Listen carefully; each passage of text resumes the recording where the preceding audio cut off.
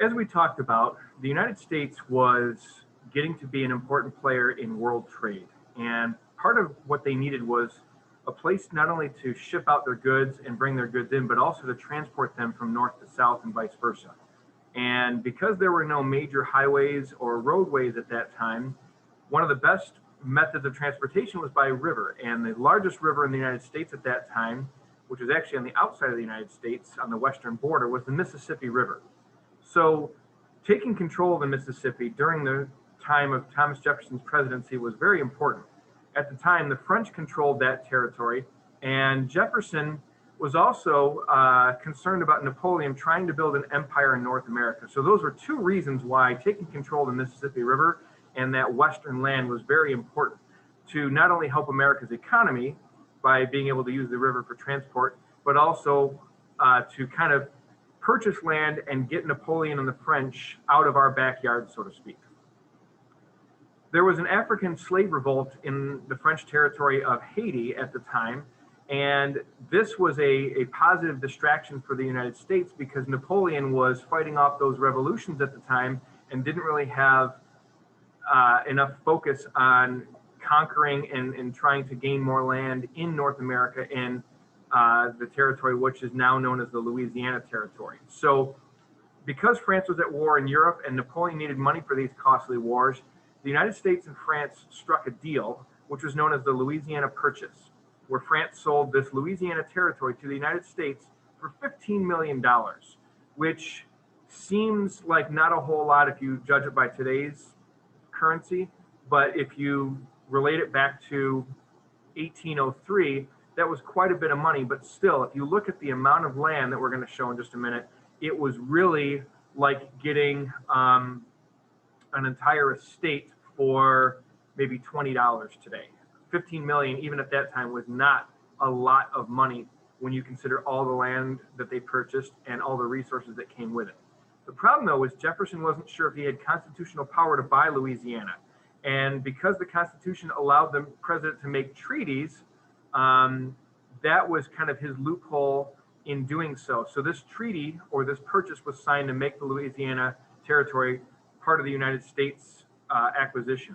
And even though it's called the Louisiana Purchase, you could also refer to it as the Louisiana Treaty because not only did we purchase and gain land, but we also negotiated and struck temporary peace with the French at that time. And by taking this land or by buying this land, the United States now took control of lands west of the Mississippi River. But most importantly, what Jefferson wanted was access to that Mississippi River as well as the shipping port in Louisiana.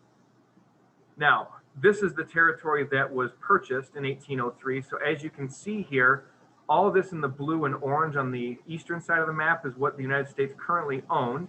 And we struck the deal with Spain in Pinckney's Treaty to gain access to the southern portion of the Mississippi River. But when France took it over in the early part of the 19th century, that treaty, Pinckney's Treaty, was no good anymore. So we had to strike this new deal, this Louisiana Purchase, in order to not only have access to the river, but basically own the land that surrounds it. So now we didn't have to worry about borrowing it from anybody. So it's kind of like the example or the analogy I gave in a previous class of if you have a friend or a neighbor that has a basketball hoop in their backyard and you ask if you can use it, and they say, yeah, you can come over and use it anytime as long as you're respectful and as long as, I'm cool with it.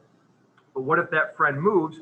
Now you no longer have access to that basketball hoop because there's a new owner there. Whereas if you purchase the basketball hoop and you have it as part of your property in your own yard now it's all good to go. And so that's kind of how it worked with the United States and having access to that river and the shipping port. So again, Jefferson's main reason for this purchase was to have access to this valuable shipping port in New Orleans, which is in the southern tip of Louisiana, where they could send out goods for trade, but also allow goods to be brought in through that port as well. So once again, it's named the Louisiana Purchase, but you can consider it the Louisiana Treaty because when we think of treaty, one of our vocab words, it talks about a negotiation that typically brings about temporary peace between two countries. Now, this was an example of what became known as the movement of manifest destiny or westward expansion. So manifest destiny translates to the idea that it's clear and obvious for America to expand its empire.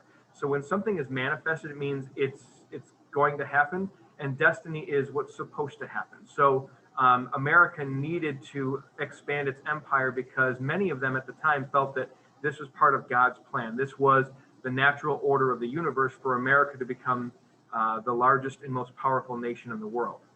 Some examples of manifest destiny, we just talked about the Louisiana Purchase, Lewis and Clark's Oregon Trail, so kind of moving west to explore this new territory and gain access to the resources, but also to see what else is out there. Because keep in mind, if you look at this smaller map here, there was still this land out west that belonged to Great Britain at the time in what was known as the Oregon Territory, and also all this light orange area belonged to Spain and Mexico. So these were potential areas that the United States could gain in acquisition later on. Another example of manifest destiny, or another consequence of manifest destiny, was the removal of indigenous peoples from their lands in a journey which was known as the Trail of Tears, because of the many who became sick and ill and died on the trip, but also the kind of harsh way that they were essentially held at gunpoint and moved out of their native lands again. So, you know, when America started in the 17th century, they were moved, the indigenous peoples were moved west, but now this happens again about 150 years later and brings a lot of sadness. So all of these showed America's want to expand regardless of the expense. And as we look at the Oregon Trail with Lewis and Clark, again, they were looking to map a route to the Pacific Ocean. And they wanted to learn about all the wildlife, the natural resources, the life of indigenous peoples.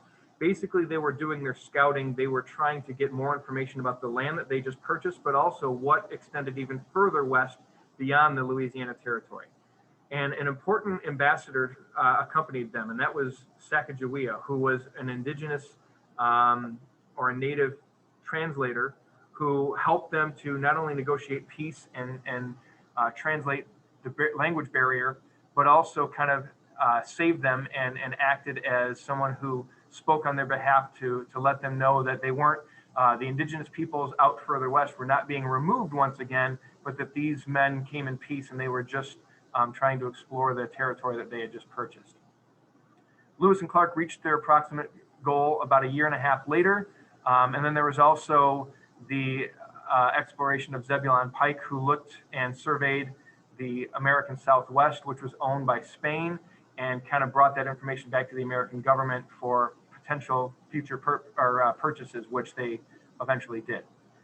Now, also going on at the time was the threat from overseas. So once again, France and England were still at war in Europe, and America tried to remain neutral, but the French and British ships began seizing sailors and forcing them into slavery or impressment, as it's called, out at sea. So as a way to try and punish these nations, Thomas Jefferson issued the Embargo Act of 1807, where he essentially said, we're not going to trade with any outside countries. We're only going to do trade from within, but we're especially going to boycott trade with the British and the French. Now, this was, Jefferson's intentions were to try and strong arm the French and the British into leaving America alone and start treating them with more respect, meaning to stop attacking their ships and kidnapping their sailors.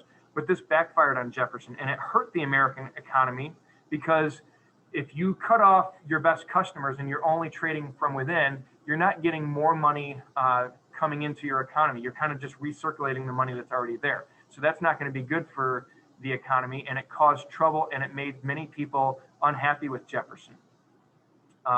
Another thing that he did going along with the Embargo Act was passing what was called the Non-Intercourse Act, which basically means that Americans could not trade with those two countries. So as part of that embargo, it hurt American traders, it hurt American merchants, and when people are affected financially, when people can't make the money that they're expecting to make to support themselves and their lifestyles, that upsets them, and it causes issues, and that's really what kind of soured Jefferson's presidency toward the end of his final term there.